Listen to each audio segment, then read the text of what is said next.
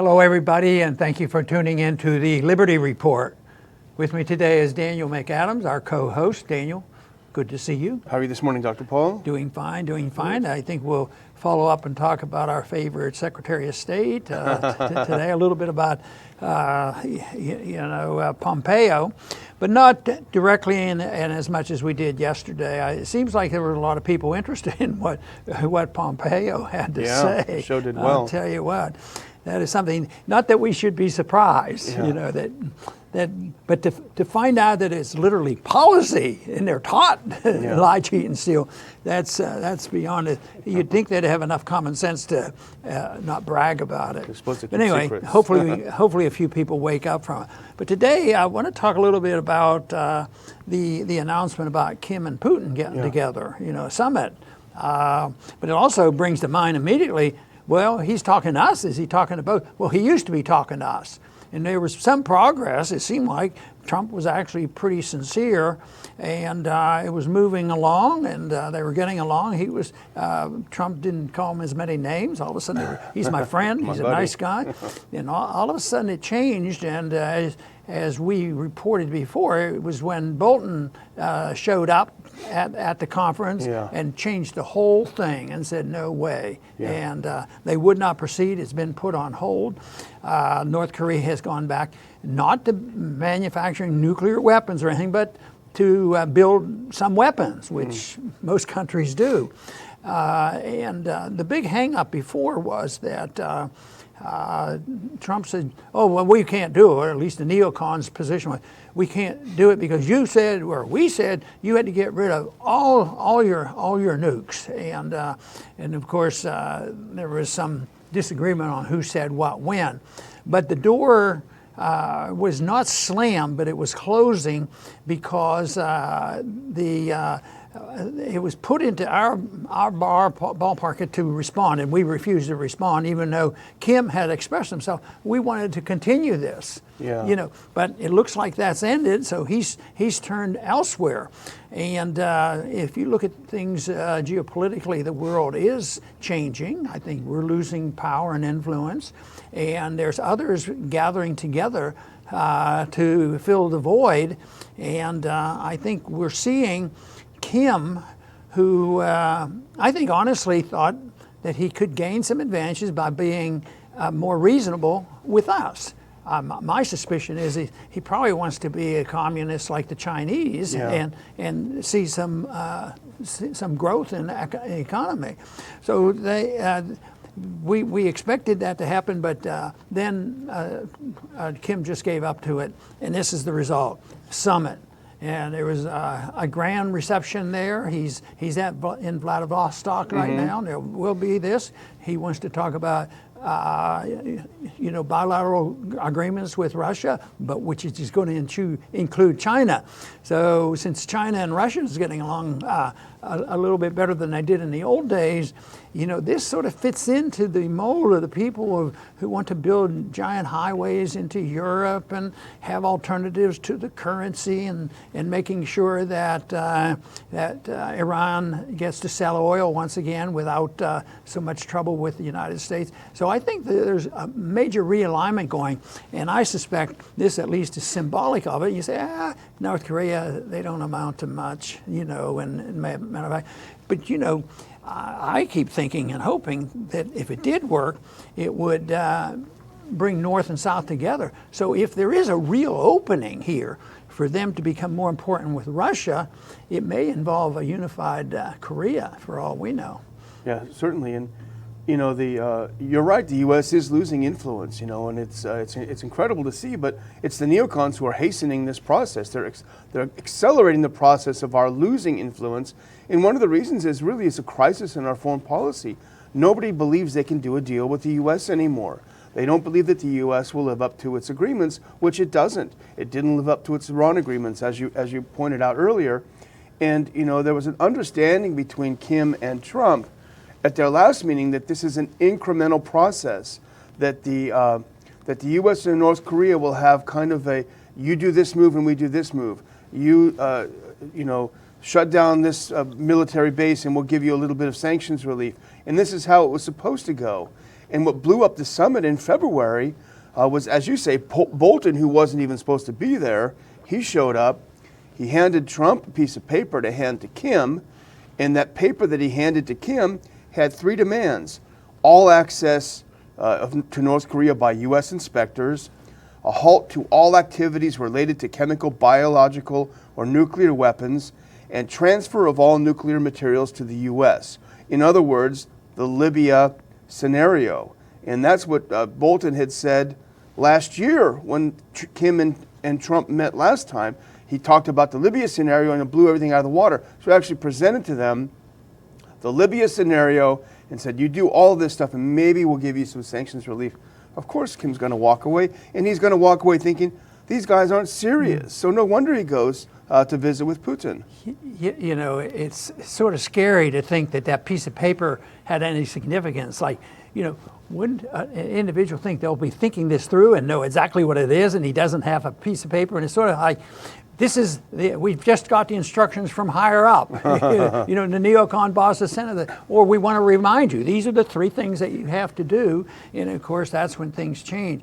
But the North Koreans have had a suggestion about the negotiation because they don't especially like Pompeo. Yeah. They say what U.S. needs is somebody more cautious and more mature. I guess we couldn't argue too much with that. Yeah. You know, because a year or so ago, I mean, it was so easy because of our media to look at Kim and say, this guy is, you know, goofy and all that. But all of a sudden, his image, I think, has definitely changed on the world stage. And it looks like he's a little bit shrewder now, right now. And he's shifted gears, there's no doubt about it. And it'll be interesting to see what will come out of this thing. I can't see any major harm coming from it. It embarrasses us, I think, to a degree. It represents our weakening position. Hopefully, it doesn't mean that it means we have to bomb more people and kill more people to show that we're tough, but also become more realistic. But so far, we never see that the failures have much of an influence on their policy. Just the fact that their strategy with North Korea really hasn't worked, and the strategy with Libya and all these other countries, it doesn't work. But they never seem to think, well, maybe we're on the wrong track here, and we'll have to try something new. Well, Kim is trying something a little bit different right now. It is, I think, very interesting, and maybe this week we'll hear some interesting news or breakthroughs that will encourage us to revisit this issue. Yeah, and you make a good point about the image of Kim in the U.S. He's kooky. That was all the propaganda because they wanted to establish him as a madman with his finger on the nuclear trigger. And that's what they did to Saddam Hussein, to Gaddafi. All of these guys are goofy. They make them look unstable, and they will not allow them to be seen as rational actors. Well, as we found out now, Kim is acting like a pretty rational actor. He's given a bad deal. The U.S. even called it, here's a big deal that they're going to hand him. He was given a bum deal by Bolton. He said, no, I'm walking away. And he's instead going to talk to Putin about cooperation. And, Putin has already called for sanctions to be eased. So he's going somewhere where there's going to be potentially a productive meeting rather than you do this and maybe we'll do something. What's at stake? Russia's looking to cooperate with North Korea with some of their mineral resources. Russia would like to take a look at those.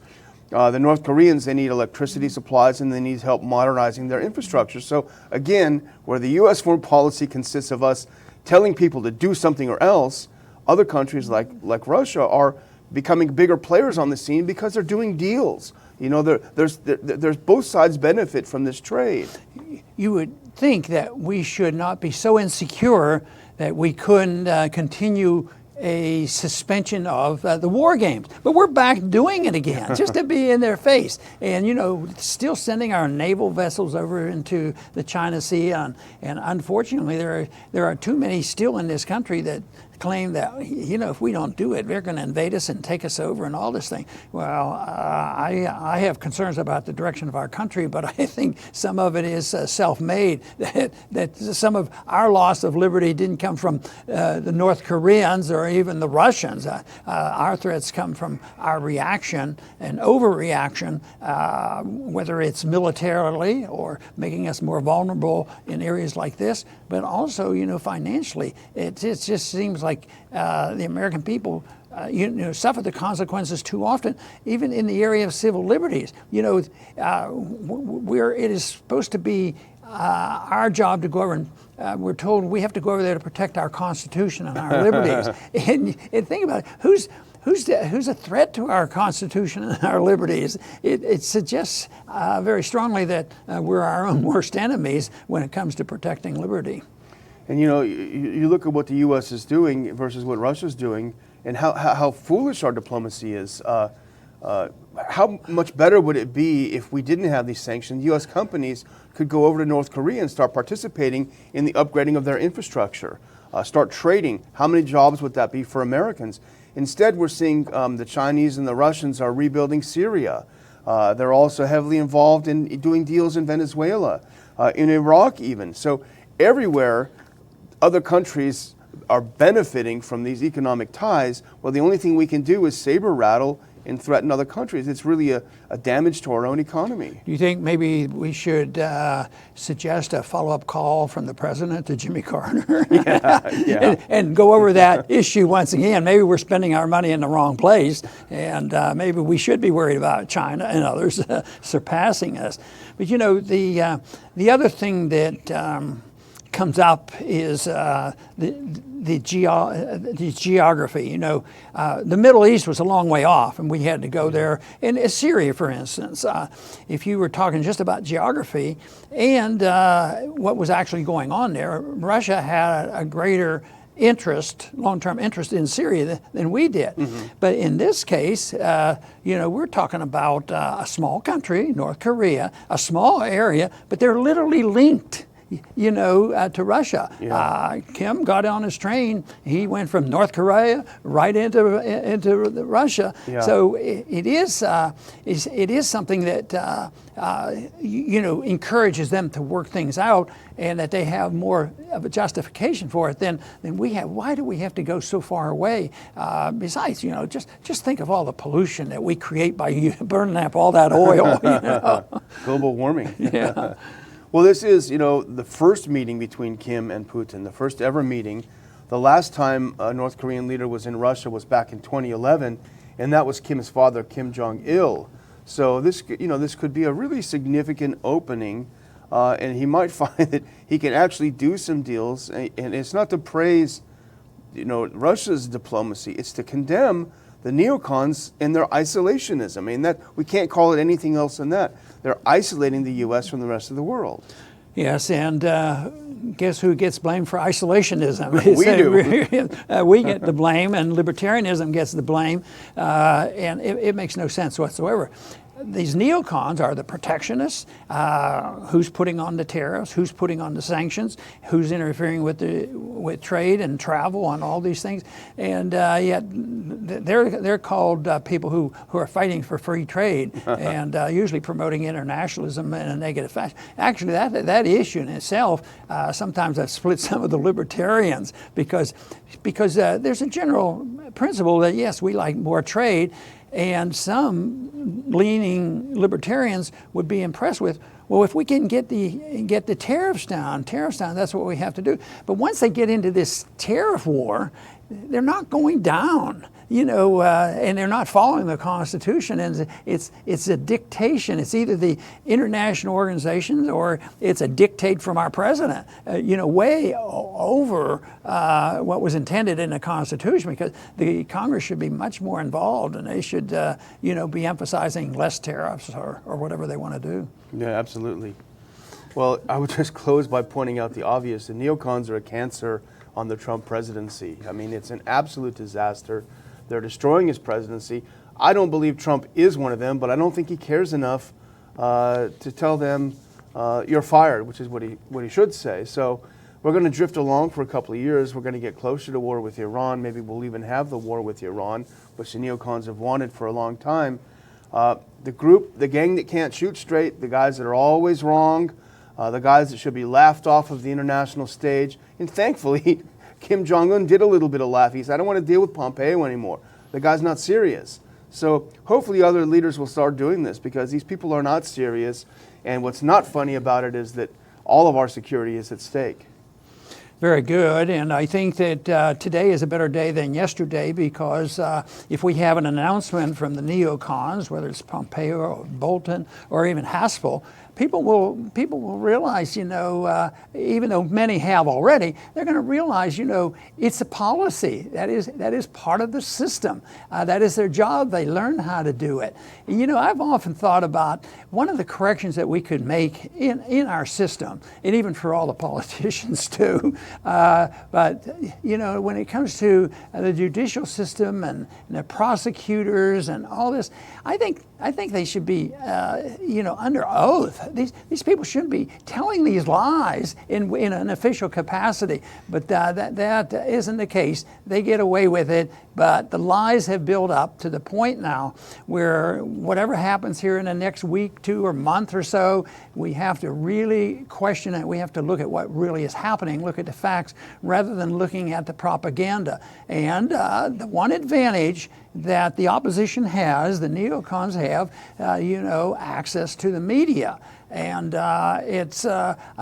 they've been able to make most people in this country believe that the real contest, all we have to do is pump up the conservatives. The conservatives will oppose the liberals, and that's what we need, more of each. But that has nothing to do with what's going on. It has to do with philosophy and the bilateral support for Keynesian economics, inflationism, the Federal Reserve, interventionist foreign policy, and a condition that we have to protect the people against themselves, even if it requires violating their own civil liberties. So people need a better understanding and have a clear concept of what liberty is all about and why the Constitution should be limited in scope, and that most of the responsibility and duties in this country would come from individuals in small units, rather than thinking that international government, world government, and even our massive federal government is the solution